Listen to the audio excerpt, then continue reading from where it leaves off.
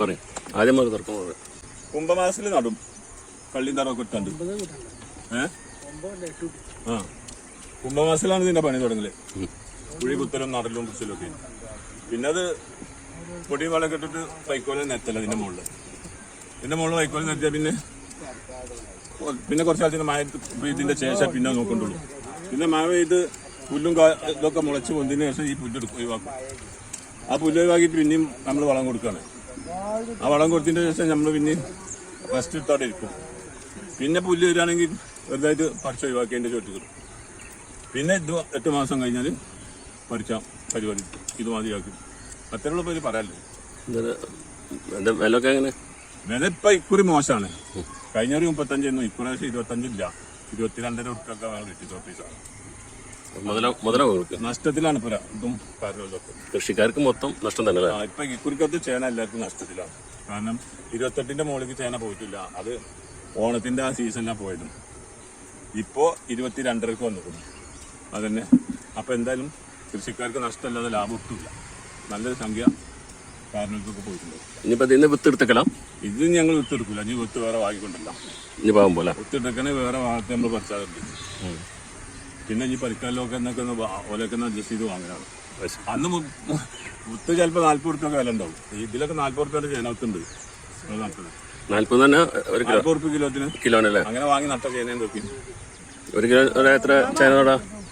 1 kilo എന്ന് പറഞ്ഞാൽ 4 കുജിക്കിടാം. എങ്ങനത്തെ ചേന കുറച്ച് വലിയ ചേനൊക്കെ 4 പീസാക്കും. അതിന് 40 ഉറുപ്പ് വരും. അതിന് 40 ഉറുപ്പ് വരും. 1 കിലോത്തിന് 40 ഉറുപ്പ്. അല്ല 4 40 ഉറുപ്പ് വരും അല്ലേ? ഇല്ലേ, ഒരു ചേന അതെ കിടക്കുന്നു. അത് എത്ര കിലോന്ന് വെച്ചാൽ 1 കിലോത്തിന് 40. ശരി. അത് 4 കഷ്ണാക്കിയിട്ട് നമ്മൾ വിത്തിടുമ്പോൾ പീസാക്കിയിട്ട് 4 പീസാക്കും. 1 കിലോ എന്ന് പറഞ്ഞാൽ 4 പീസൊന്നും ഉണ്ടാവില്ല. 1 കിലോ എന്ന് പറഞ്ഞാൽ 1 കിലോ. ഇതിപ്പോ ഒരു ചേന വലിയ ചേന 4 കഷ്ണാക്കിയാൽ അത് 4-ൽ ഒരു കഷ്ണം 1 കിലോ വേണം. എന്നാലേ ആ വിത്ത് ശരിയാവുള്ളൂ. അത് ആ ചേന നന്നായി വരുള്ളൂ. എന്നിട്ട് അതിന് കിലോന് 22 ഉറുപ്പിക കൊടുക്കണത്. പിന്നെ എങ്ങനെ പോലെ ഇതിൽ 4 പീസാക്കിയിട്ട് ഒരു പീസാണ് 1 കിലോ ഉണ്ടാവും.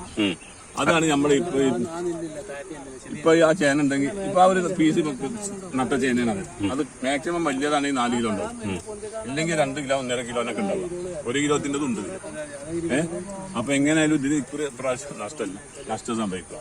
നേരെ മറിച്ച് ഇങ്ങനെ ഈ എല്ലായിടത്തും ഉണ്ടെങ്കിൽ നമുക്ക് വലിയ നഷ്ടം വരാതെ കഴിച്ചു കഴിഞ്ഞു. അങ്ങനെയാണ് ഈ ചേന കൃഷിയുടെ കിടക്ക്. അതുകൊണ്ട് എങ്ങനെയൊക്കെ വാങ്ങിച്ച കൃഷിക്കാർക്ക് നഷ്ടം തന്നെ. നഷ്ടമാണ് ചേന. അപ്രാവശ്യം കഴിഞ്ഞ പ്രാവശ്യം ഈ ചേനയൊക്കെ 35, 38, 40 വരെ പോയിരുന്നു. ഇപ്രാവശ്യം 30ന്റെ കീഴ്പ്പെട്ടാണ് ചേന. ലാസ്റ്റ് വന്ന് 22 രൂപയൊക്കെ നമ്മൾ ഇട്ടത്.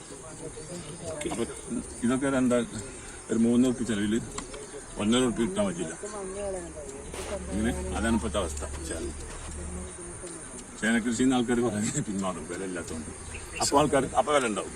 പിന്നെ കൂടുതൽ പിന്നെയും വരും. അപ്പോൾ വില കുറയും. അങ്ങനെയൊക്കെയാണ് ഈ കൃഷി. അത് എന്ത് കൃഷിയായാലും പൂളായാലും ചേമ്പായാലും ചേനയിലും ഒക്കെ തന്നെ ഓരോ സീസണിൽ വില ഉണ്ടാവും. ഓരോ സീസണിൽ വില ഉണ്ടാവില്ല. നമ്മൾ കൊയ്ത്ത് കച്ചൂലേ, ധനൂല് നടുന്ന ചേനുണ്ട്. അത് നനച്ചുണ്ടാക്കല ആൾക്കാർ. നമ്മളിവിടെ നനക്കാൻ വെള്ള സൗകര്യമില്ല. അതുകൊണ്ട് നനക്കില്ല. നനക്കാഞ്ഞാ പറ്റുമോ? നനക്കാഞ്ഞാൽ മുത്തും മയക്ക് മുളക്കൂതേ. ഇടവപ്പാതി വന്നും മയച്ചൂലേ, അതിൽ മുളക്കും. അല്ല നമ്മൾ നനച്ചുണ്ടാക്കൊന്നും വേണ്ട. കുമ്പത്തിൽ നട്ട ചേന പിന്നെ 3ാമത്തെ മാസം. ഇനിയിപ്പോ എന്താ ഇവിടെ ചേന കൂടാ? ഞാൻ ഇതില് ചിലപ്പോ പൂള ഉണ്ടാക്കാം. പൂളക്കൃഷി. ഇതില് ചേന വീണ്ടും ചേന തന്നെയൊക്കെ.